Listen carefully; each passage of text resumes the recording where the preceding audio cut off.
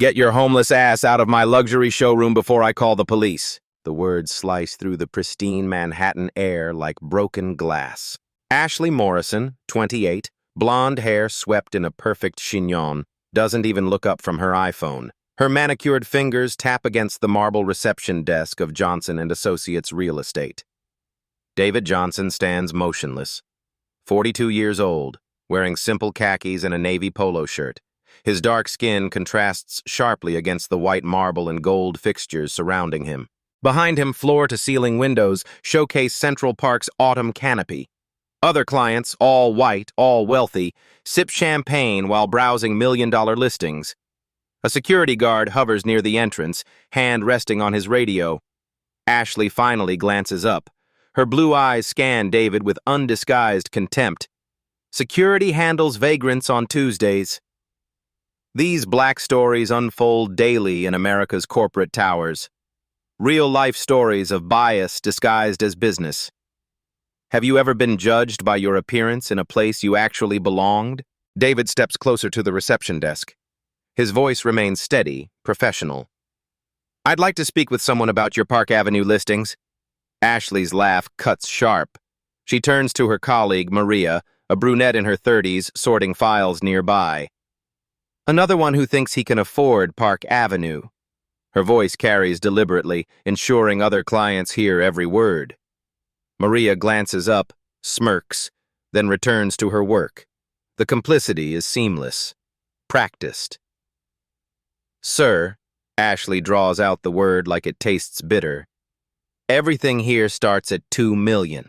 Perhaps you'd be more comfortable at Century 21 down the street. She slides a crumpled brochure across the marble surface. Low-income housing developments in Queens. The paper lands at David's feet. Behind him, Mrs. Patterson, an elderly white woman in Chanel, receives a crystal flute of Dom Perignon. A junior agent personally escorts her to a private viewing room. The contrast isn't subtle, it's designed to humiliate. David bends slowly, retrieves the brochure. His movements are deliberate, controlled. As he straightens, his Hermes wallet becomes briefly visible. Black leather, gold clasp. Ashley misses it entirely, already typing on her phone. Could you spell your name for our security log?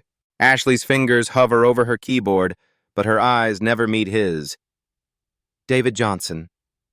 David Johnson. She types slowly, deliberately mispronouncing each syllable. And your legitimate business purpose here today? The question hangs in the air like smoke. Other conversations quiet. Mrs. Patterson peers over her champagne glass. David's phone buzzes. The caller ID flashes briefly. Goldman Sachs, private banking. He declines the call without looking. I'm interested in commercial properties, multi-unit developments. Ashley snorts. Commercial. Sir, our commercial division handles properties starting at $50 million. She takes his photo with her phone.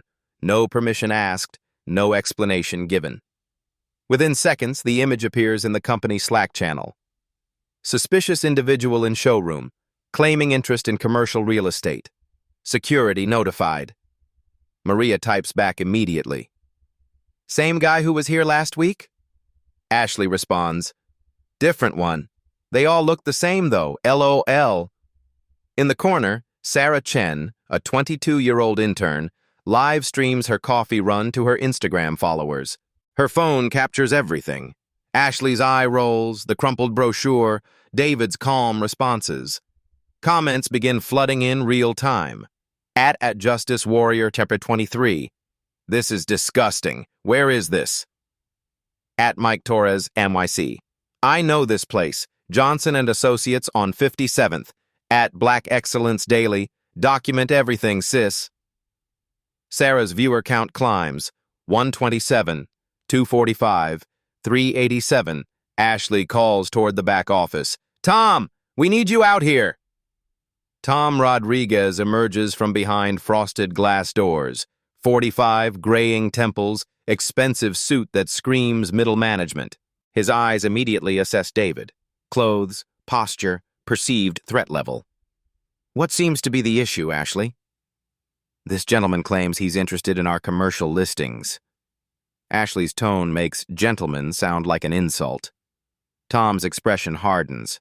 He approaches David with measured steps, like a security guard approaching a shoplifter. Sir, I'm going to need to see some proper identification and appointment confirmation. David reaches into his jacket pocket. A first-class boarding pass, JFK to Dubai, dated yesterday, peeks out briefly. Tom notices but doesn't understand its significance. David hands over his driver's license. Clean record, Manhattan address on Central Park West. Tom studies it longer than necessary, comparing the photo to David's face multiple times. This address, Tom squints. You rent or I own? The whole apartment? The building. Ashley's laugh becomes shrill. Right, and I own the Empire State Building. Tom hands back the license with obvious reluctance. Mr. Johnson, this establishment caters to serious investors, people with documented assets, verified income streams. I understand. Do you? Because we've had issues recently with individuals wasting our agents' time that could be spent with legitimate clients. Mrs. Patterson shifts uncomfortably in her viewing room. Even she recognizes the coded language. David's phone buzzes again. This time, the caller ID reads, Board Meeting Reminder, Johnson & Associates Executive Conference Room. The notification is visible for 3 seconds before he dismisses it. Tom catches a glimpse but doesn't process what he's seen. His focus remains on intimidation tactics. Perhaps you'd be more comfortable at one of our satellite offices. They handle smaller transactions. I'd prefer to speak with someone in charge. Tom's chest puffs slightly.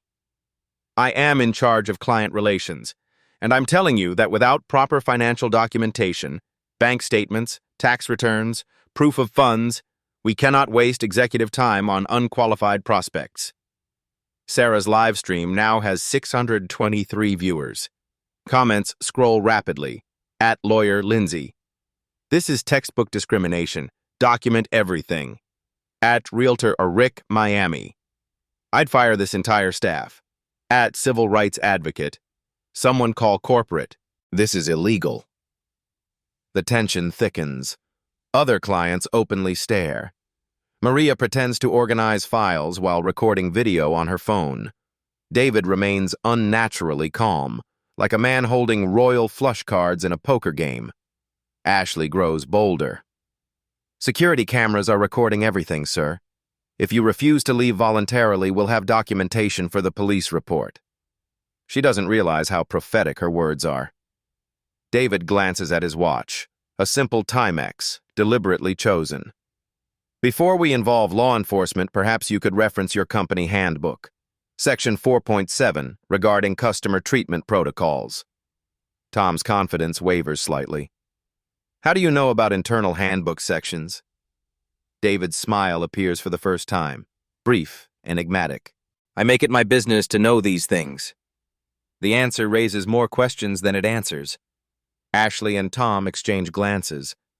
Something feels wrong, but they can't identify what. The frosted glass doors behind Tom swing open again. Janet Wu steps into the showroom, senior agent, perfectly pressed Armani suit, 20 years of sales awards lining her office walls. Her sharp eyes immediately assess the situation. Tom, what's the commotion? Janet's voice carries authority, but her gaze fixed on David reveals instant judgment. Mr. Johnson here claims interest in our commercial division. Tom's emphasis on claims drips skepticism. Janet approaches slowly, her designer heels clicking against marble. She positions herself between David and the executive elevator bank, a subtle but deliberate blocking maneuver. Commercial properties require substantial financial backing, Mr. Johnson. Our portfolio starts at $50 million, with buyers typically representing Fortune 500 companies or international investment groups. David nods calmly. I understand the requirements. Do you? Janet's smile turns predatory. Because frankly, you don't fit our typical client demographic. The statement hangs in the air like poison gas. Mrs. Patterson audibly gasps from her viewing room. Sarah's live stream explodes with comments, viewer count now approaching 800. Ashley grows emboldened by Janet's presence. She picks up the desk phone, speaks loudly enough for everyone to hear. "Security, we have a situation in the main showroom, potential trespassing issue." David doesn't flinch. Instead, he opens a leather portfolio, expensive but understated. Tom and Janet lean forward, expecting to see fake documents or cheap business cards. "I'd like to request a copy of your company handbook, specifically the customer service protocols." Janet laughs, but it sounds forced. "Sir, our handbook contains proprietary information. It's not available to walk-in traffic." "I see." David's voice remains measured. "And who exactly determines what constitutes walk-in traffic versus legitimate clientele?" The question is surgical, precise, legal, dangerous. Janet's confidence wavers momentarily. Tom steps closer, his bulk intended to intimidate. "Listen, friend. I don't know what game you're playing, but this isn't the place for it. You're making our real clients uncomfortable." He gestures toward Mrs. Patterson, who's now openly recording the interaction with her phone. Her expression shows discomfort, but not from David's presence, from the staff's behavior. Ashley begins typing furiously on her computer. "I'm documenting everything for our incident report. Time, date, description of the individual, potential security threats." "Security threats?" David's eyebrow raises slightly. "Have I threatened anyone?" "Your presence alone is disruptive," Janet snaps. "You're clearly not qualified for our services, yet you refuse to leave. That's harassment." The accusation is absurd, but Janet delivers it with conviction. She's played this game before, twisting situations to justify discrimination. Sarah's Instagram live stream now has 1,200 viewers. Comments flood the screen faster than she can read them. As did that Attorney Johnson-esque. "This is actionable discrimination. Get their names." At News Channel 7. "Can we use this footage? DM us." At Real Estate Watchdog. "Johnson and Associates about to get exposed." The company's official Instagram account starts receiving direct messages. Angry viewers flood their latest post, a glossy photo of their award-winning team, with fire emojis and discrimination accusations. Real estate racism begins trending in Manhattan. David pulls out his phone to check something. The screen briefly shows his calendar. Multiple meetings with Goldman Sachs, JP Morgan, and the Federal Reserve Bank. The appointments scroll by too quickly for the staff to read clearly, but the logos are unmistakable. "Excuse me," David says quietly. "I need to return an important call." He steps toward the window, phone pressed to his ear. His voice drops to a whisper, but certain words carry: "Board resolution. Discrimination protocols. Immediate implementation." Tom and Janet exchange worried glances. Something about David's demeanor, his unshakable calm, his specific knowledge of company policies, his expensive accessories contradicting his simple clothes, doesn't add up.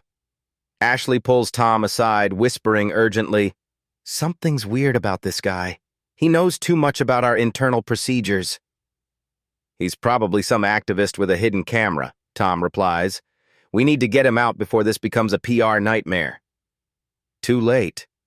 Sarah's live stream has been shared across Twitter, TikTok, and Facebook. Screenshots circulate with captions like, "Real estate racism caught live," and "This is America, 2025. The building's security guard, Marcus Davis, approaches reluctantly. A black man in his 50s, he's clearly uncomfortable with the situation. His radio crackles. "Front desk to security, we need assistance with an uncooperative individual." Marcus looks between David and the staff, recognition flickering in his eyes. Not recognition of David personally, but recognition of the situation. He's experienced this kind of treatment himself. "Sir," Marcus speaks softly to David, "is there anything I can help you with?" The kindness in Marcus's voice creates stark contrast to the hostility from the sales staff. David smiles genuinely for the second time. I appreciate that, Marcus. I'm just waiting to speak with someone who has actual authority here. The implication hits like a slap. Janet's face reddens. I have 15 years of experience and manage this location's commercial division. I have more authority than anyone you need to speak with. Noted, David replies simply. His phone buzzes with a text message. The preview shows, David, board meeting moved up 30 minutes. Emergency session regarding... The rest is cut off, but Janet catches a glimpse of his name at the top of the message. David? She says slowly. Your last name is Johnson? Yes. And this is Johnson and Associates Real Estate. Correct. Janet's mind races, trying to connect dots that don't make sense to her. Coincidence? Scam? Something else entirely? Ashley interrupts her thoughts. I'm calling the police. This has gone on long enough. She dials 911, speaking loudly for effect. Yes, I need to report a trespassing situation. We have an individual refusing to leave our business premises. David watches with detached interest, like someone observing a fascinating experiment. His calm is unnerving. No anger, no frustration, no fear. Just patience. Mrs. Patterson finally emerges from her viewing room. Excuse me, she addresses Janet directly. I've been a client here for 12 years. I've never seen such appalling behavior from your staff. Janet turns, forced to acknowledge their actual paying customer. Mrs. Patterson, I apologize for any disruption. We're handling a security situation. Security situation? Mrs. Patterson's voice rises. A man politely asking about real estate constitutes a security situation? This is discrimination, plain and simple. The elderly woman's accusation carries weight. She represents old money, established Manhattan society, exactly the demographic Johnson and Associates desperately wants to retain. Tom tries damage control. Mrs. Patterson, you misunderstand the situation. This individual hasn't provided proper financial documentation. Did you ask me for financial documentation when I walked in? She fires back. Did you photograph me for security purposes? The questions hang unanswered because everyone knows the truth. David's phone rings again. This time he answers, Yes, I'll be right up. The executive conference room. Thank you. He ends the call and turns to face the assembled staff. It seems my meeting has been moved up. I need to head upstairs now. Janet blocks his path to the elevator bank. Sir, those elevators require executive access cards. They only go to the corporate offices. David reaches into his jacket pocket. His fingers find a small plastic card, black with gold lettering and his photo clearly visible. He doesn't show it yet. Instead, he smiles. I'm sure we can work something out. David reaches into his portfolio with deliberate slowness. Every movement is measured, controlled. The showroom falls silent except for the distant hum of Manhattan traffic and the soft ping of notifications from Sarah's live stream. He withdraws a single sheet of paper, cream-colored letterhead, embossed logo, official corporate seal. Without a word, he places it gently on Ashley's marble desk. The document lands with the weight of a bomb. Ashley's eyes scan the header. Her face drains of color so rapidly that Tom notices before reading a single word. What is it? Tom demands, snatching the paper. The letterhead reads, Johnson and Associates, Internal Audit Division. Below that, Confidential Employee Performance Evaluation. And at the bottom, in bold black ink, David Johnson, Chief Executive Officer. Tom's hands begin trembling. The paper flutters like a leaf in wind. Janet moves closer, reading over his shoulder. Her expression shifts from confusion to horror to absolute terror in 3 seconds.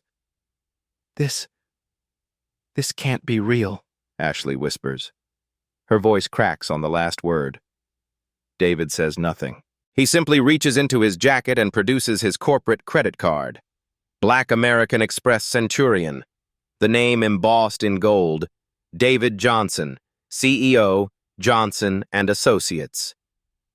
The silence stretches like pulled wire, ready to snap. Mrs. Patterson gasps audibly. "Oh my goodness!" Sarah's live stream explodes. Comments flood the screen so fast they blur into digital waterfalls. At Breaking News NNYC, Holy SHT, he's the CEO. At Justice Served Daily, plot twist of the century. At Viral Videos Expert, this is going to break the internet. At Employment Lawyer Kate, these employees are so fired. Viewer count, 2,847 and climbing exponentially. Janet backs away slowly, like someone retreating from a wild animal. "Mr. Johnson, we didn't know. Nobody told us." "Told you what?" David's voice remains perfectly calm. "That you should treat every customer with basic human dignity?" Tom drops the document.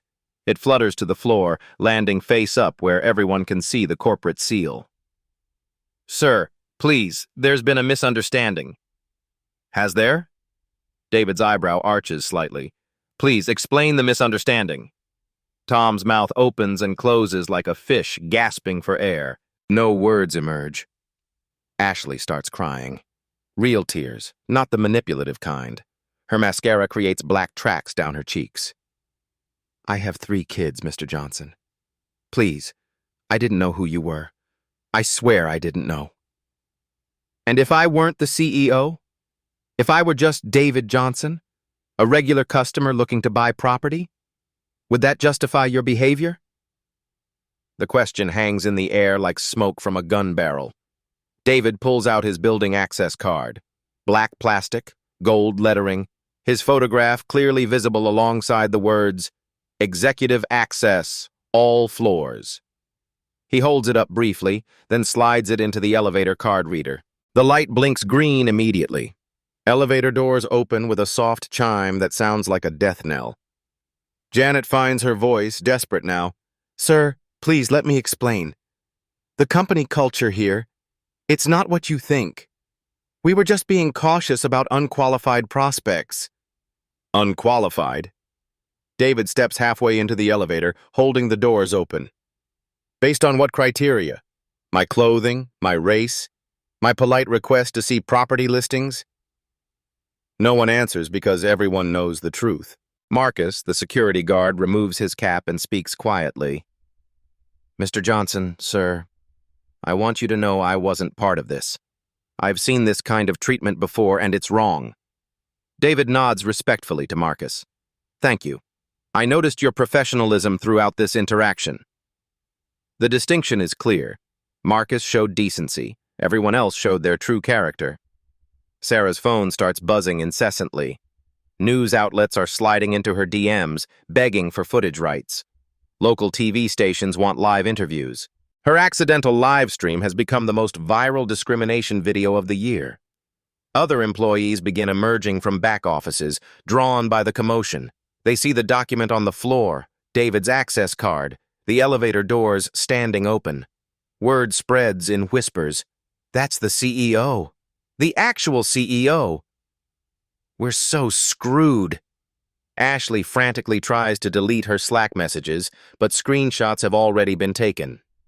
The "they all look the same" comment is spreading across social media platforms like wildfire. Maria, who giggled at Ashley's initial discrimination, now stands frozen in terror. She participated in the humiliation. She enabled it. She's complicit.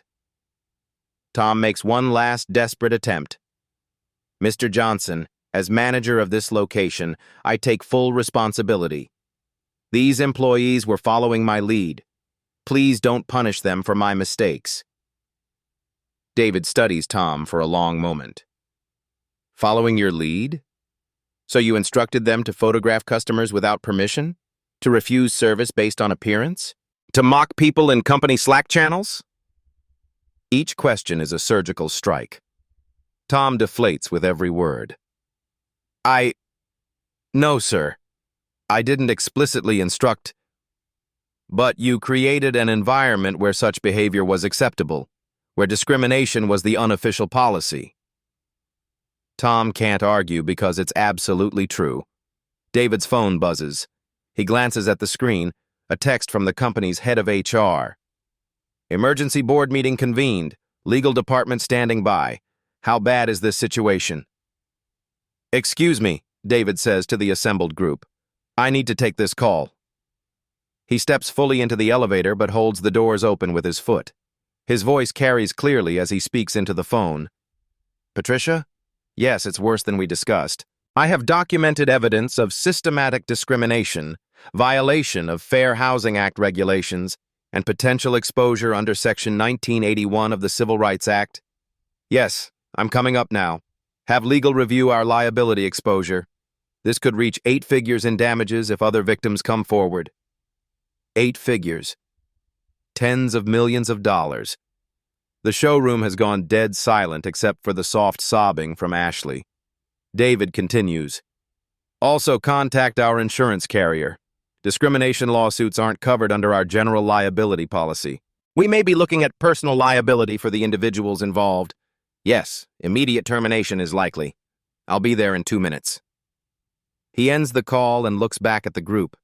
Tom, Janet, and Ashley stand like condemned prisoners awaiting execution. There's something else you should know, David says quietly. This wasn't my first visit to this location. He reaches into his portfolio again, withdrawing a tablet.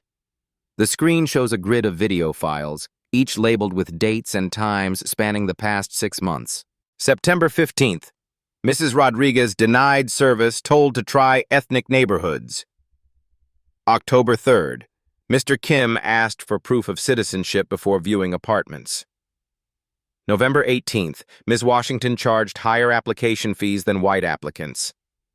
Each revelation hits like a physical blow. This wasn't isolated behavior. It was a pattern. A system. Janet's face goes gray. You've been recording us? The showroom has security cameras, as Ashley mentioned earlier. What you didn't realize is that I've been reviewing footage regularly, documenting incidents, building a comprehensive case. The tablet shows dozens of discrimination incidents. Different employees, different victims, same pattern of bias. Today was my final test. I wanted to experience firsthand what minority customers face in my own company. You exceeded my worst expectations. Mrs. Patterson speaks up from the viewing room. I've witnessed discrimination here before. I should have said something sooner. I'm ashamed I stayed silent. Her admission adds another layer to the case. Witness testimony from established clients. Sarah's live stream has now reached 4,200 viewers. Major news outlets are calling her directly. This story will lead tonight's broadcasts. David steps back into the elevator completely. The board meeting starts in 10 minutes. HR will be down shortly to collect your company property. ID badges, access cards, phones, laptops. Security will escort you from the building. Mr. Johnson, Ashley pleads one final time. Please, I have children. I need this job. I'll do anything. Sensitivity training, community service, whatever it takes. David pauses, his hand on the elevator button. For a moment, something that might be compassion flickers across his face. Ashley, your children deserve a mother who treats all people with dignity. Perhaps losing this job will help you become that person. The elevator doors begin to close. Tom shouts desperately. Sir, what about our severance packages? Our references? The doors stop, leaving just a narrow gap. David's voice comes through clearly. You should have thought about that before you decided my race made me unwelcome in my own company. The doors seal shut with a final, definitive click. The elevator rises toward the executive floors, carrying David to a boardroom where justice will be swift and comprehensive. In the showroom below, 3 careers end in the space of 30 seconds. Mrs. Patterson approaches Marcus, the security guard. You handled yourself with dignity today. I hope Mr. Johnson remembers that. Marcus nods, but his expression is grim. He knows he just witnessed something that will change everything, not just for these 3 employees, but for the entire company culture. Sarah ends her live stream with a simple message. Sometimes karma comes in person. 4,300 of you just witnessed it live. The video will be shared 50,000 times by midnight. The reckoning has begun. The executive elevator climbs 42 floors in silence. David watches Manhattan shrink through the glass walls, Central Park becoming a green rectangle, people becoming ants, problems becoming manageable from this height. When the doors open, he steps into a world of power. The executive floor spans the entire building width. Floor-to-ceiling windows showcase panoramic views from Hudson River to East River. Original Picassos hang between law degrees and industry awards. The marble here costs more per square foot than most people's annual salaries. Patricia Williams, head of HR, waits by the elevator. 55 years old, silver hair pulled into a severe bun, she carries a tablet thick with documentation. "How extensive is our exposure?" David asks without preamble. "Catastrophic." Patricia's voice is crisp, professional. "Legal estimates range from 60 to 80 million in potential damages. That's assuming only current incidents. If we face class action status..." She doesn't finish the sentence. They both understand the implications.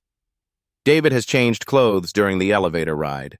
A quick transformation in the private executive washroom adjacent to the elevator bank. Gone are the khakis and polo shirt. Now he wears a charcoal Tom Ford suit, Italian leather shoes, and a Patek Philippe watch that costs more than most cars.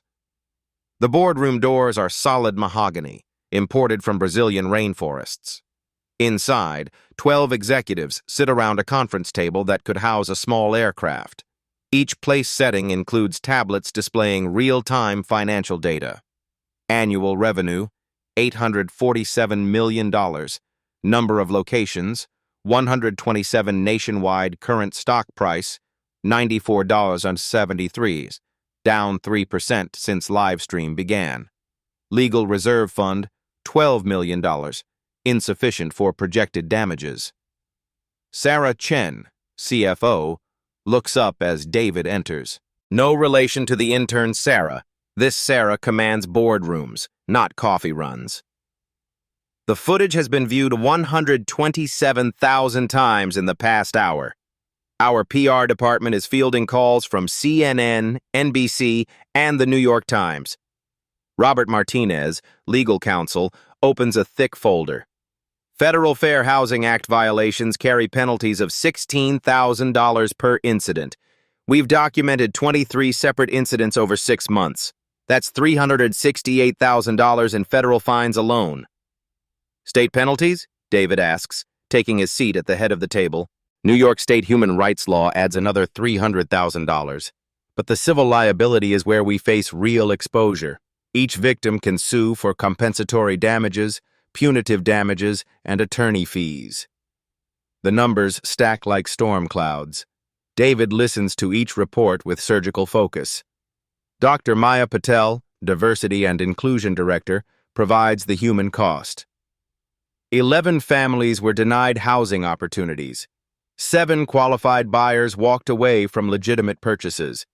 We've systematically excluded an entire demographic from home ownership, the fundamental basis of American wealth building. The boardroom falls silent. These aren't just statistics. They're shattered dreams, stolen opportunities, perpetuated inequality. "Bring them up," David says quietly. Patricia speaks into her phone. "Security, please escort the 3 individuals to conference room A." Through the glass walls, David watches Tom, Janet, and Ashley emerge from the elevator. Their confident showroom personas have evaporated. Tom's expensive suit looks rumpled.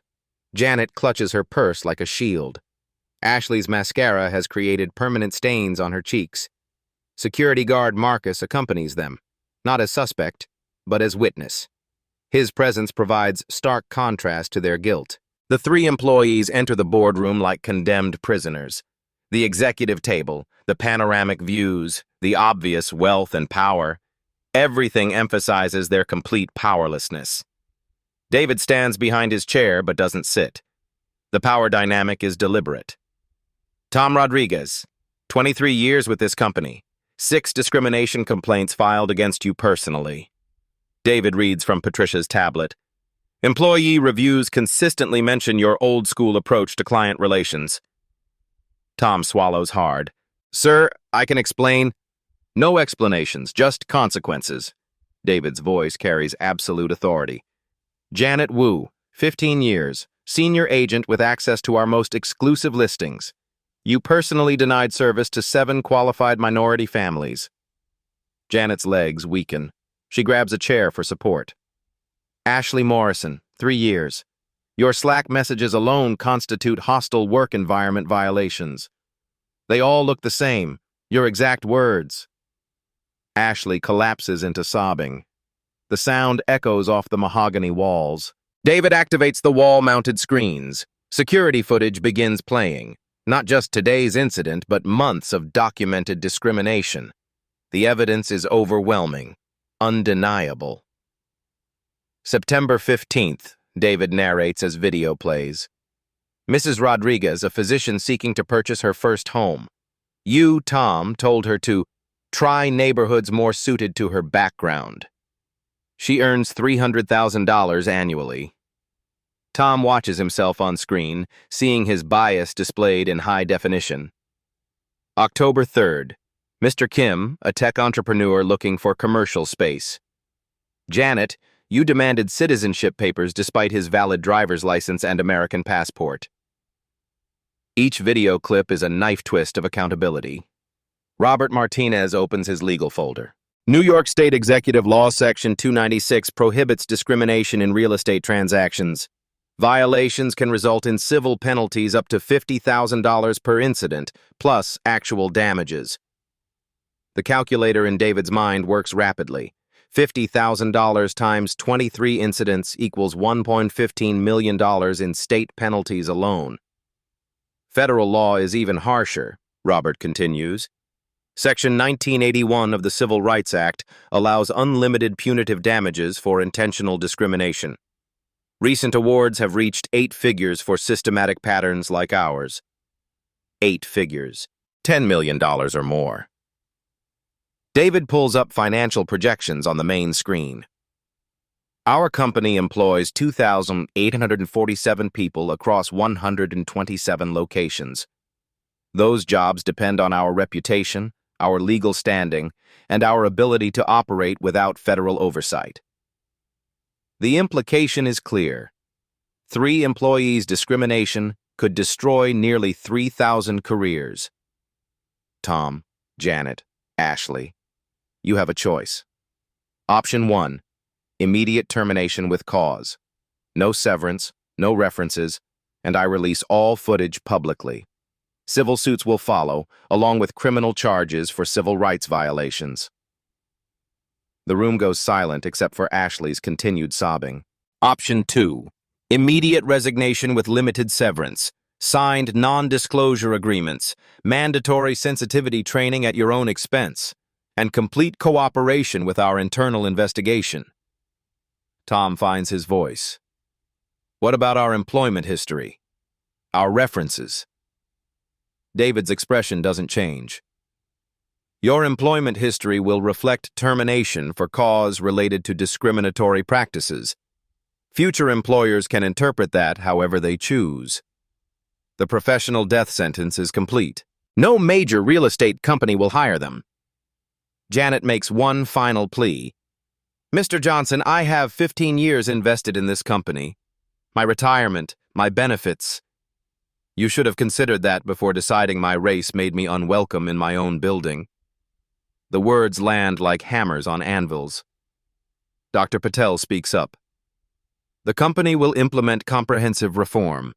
Every employee undergoes unconscious bias training within 60 days. We're installing AI-powered monitoring systems to detect discriminatory language in real time. Patricia adds, new hiring requirements mandate 40% minority representation at all locations within 12 months. Customer service metrics will weight inclusion scores at 50% of performance evaluations. The systemic changes represent millions in investment, but the alternative, federal oversight and class action lawsuits, would cost far more. David addresses Marcus directly.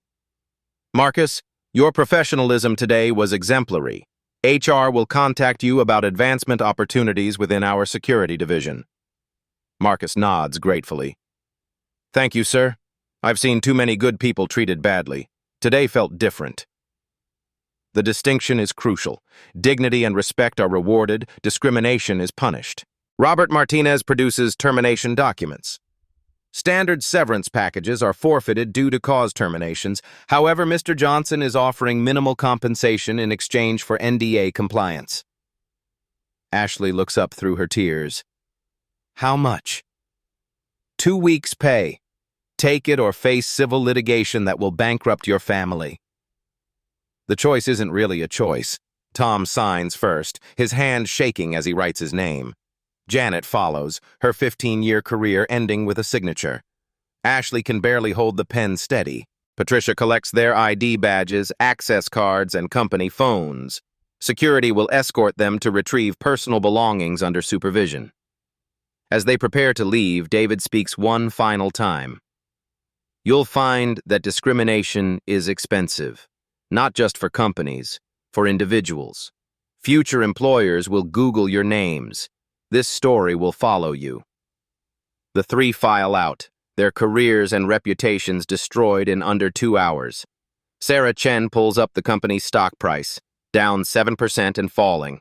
Markets hate discrimination scandals. We need immediate public response. David nods.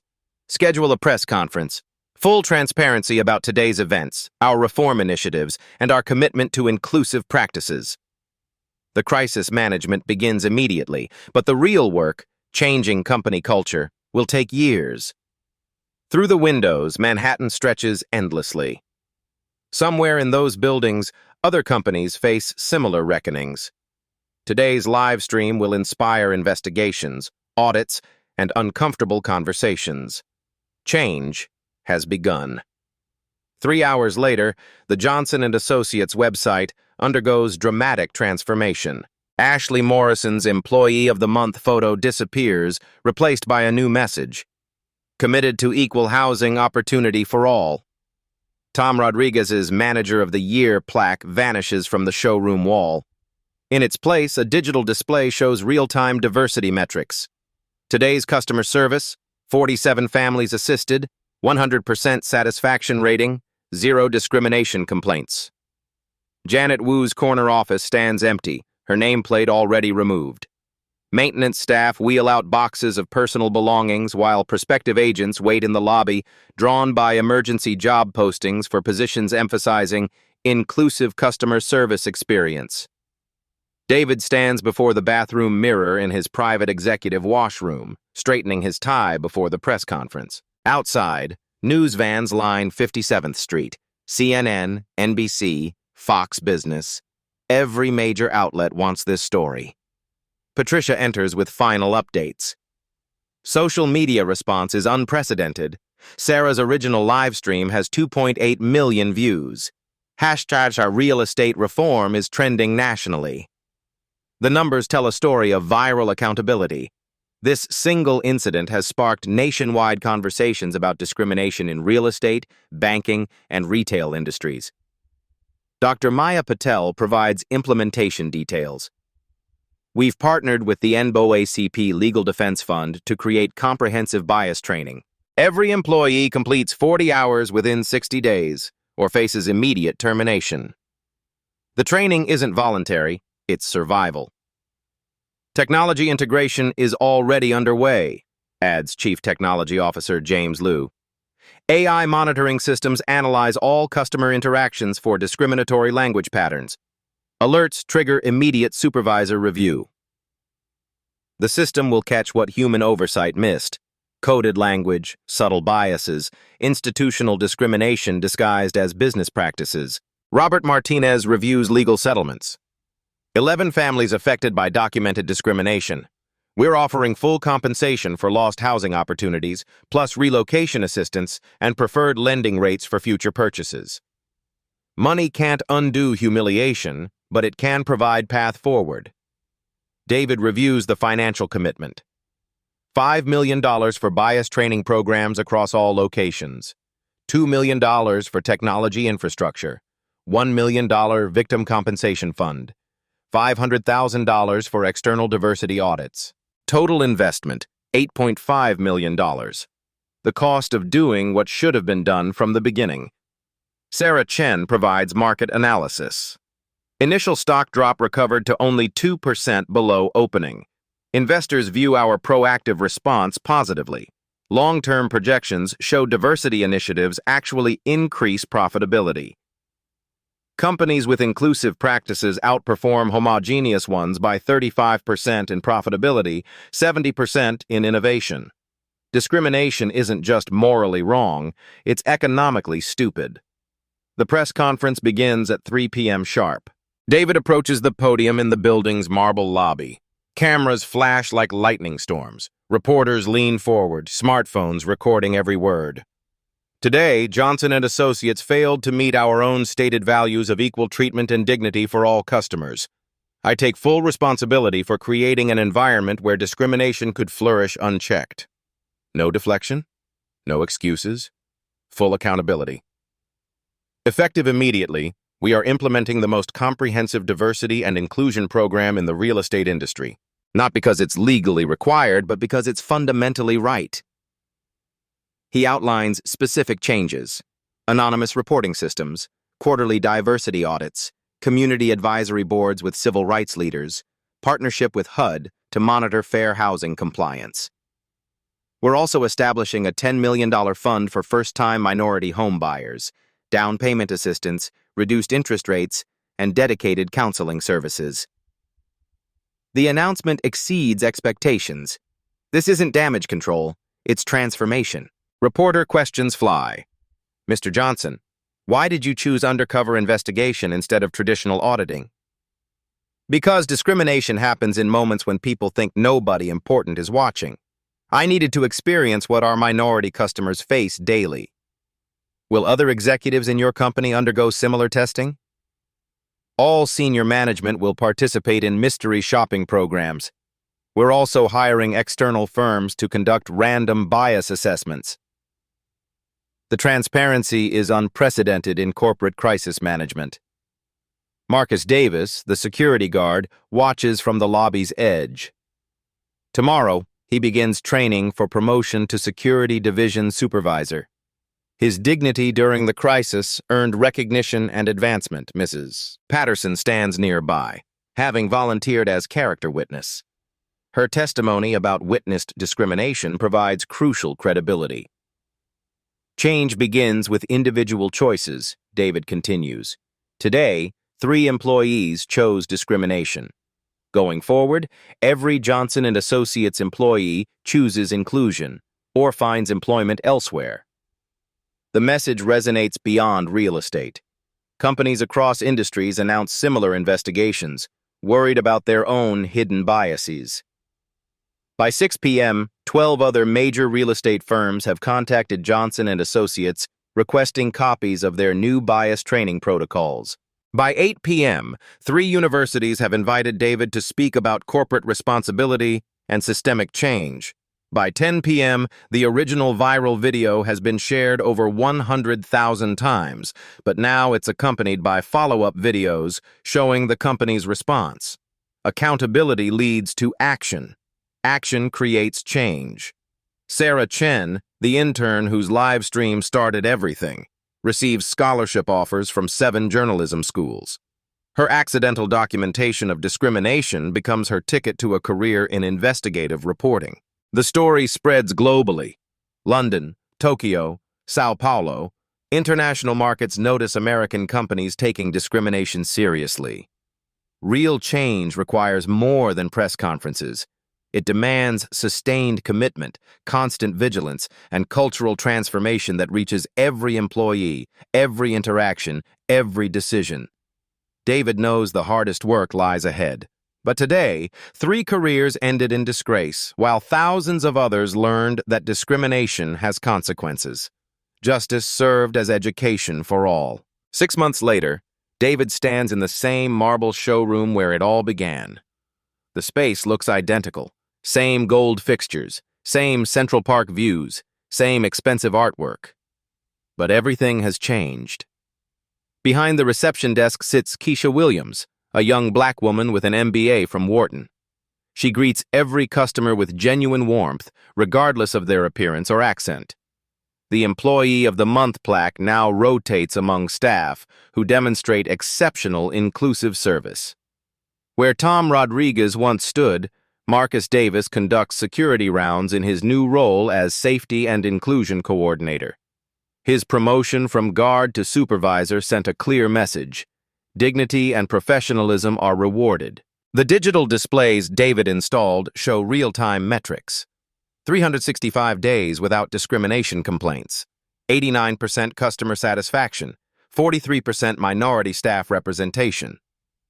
Sarah Chen, the intern-turned-journalism student, returns for a follow-up interview. Her original live stream spawned a documentary series called Hidden Bias that examines discrimination across industries. "Mr. Johnson," she asks, "what did you learn from going undercover in your own company?" David considers the question carefully. "I learned that power means nothing if you don't use it to protect the powerless. True leadership isn't about commanding respect, it's about ensuring everyone receives respect." The company's transformation metrics tell the story. 0 discrimination lawsuits filed since the incident. Employee diversity increased 300% across all locations. Customer satisfaction scores rose from 2.1 to 4.8 stars industry-wide. Annual revenue increased 12% due to expanded customer base. Good business and moral business are the same business. Mrs. Patterson, now 78, brings her granddaughter apartment hunting. She specifically requested the 57th Street location. "I want her to see how change happens when good people take action." The viral video's impact extends far beyond real estate. Touching stories like David's prove that real-life stories of discrimination can spark systemic change. These black stories matter because they show quiet dignity defeating loud prejudice. Other companies implemented similar undercover programs. Universities study the case in business ethics courses. The Johnson method, using authentic investigation to identify bias, becomes standard practice across industries. Ashley Morrison found work at a nonprofit housing organization, helping low-income families find affordable homes. Her termination became transformation. She now advocates for the communities she once excluded. Tom Rodriguez moved to Wyoming, working for a small agency specializing in ranch properties. His career never recovered, but he reportedly treats all customers equally now. Consequences teach what words cannot. Janet Wu left real estate entirely, becoming a diversity consultant for corporations seeking to avoid their own viral discrimination moments. Her expertise comes from lived experience with failure. David reflects in his executive office as Manhattan lights twinkle below. True power isn't about revenge. It's about creating lasting change that protects the next person who walks through that door. Life stories like this remind us that touching stories of discrimination still happen daily. But when people have power to create change, they have responsibility to use it. Black stories like David's prove that strategic thinking and quiet strength can defeat even entrenched bias. Have you witnessed discrimination in your workplace? Share your story in the comments below. If this video opened your eyes to hidden bias, subscribe and share it with someone who needs to see that change is possible. Together, we can create spaces where everyone is judged by character and qualifications, not appearance. Comment your experiences. Share this story. Subscribe for more real-life stories of justice served through intelligence, not anger. Because the most powerful revolution happens one respectful interaction at a time.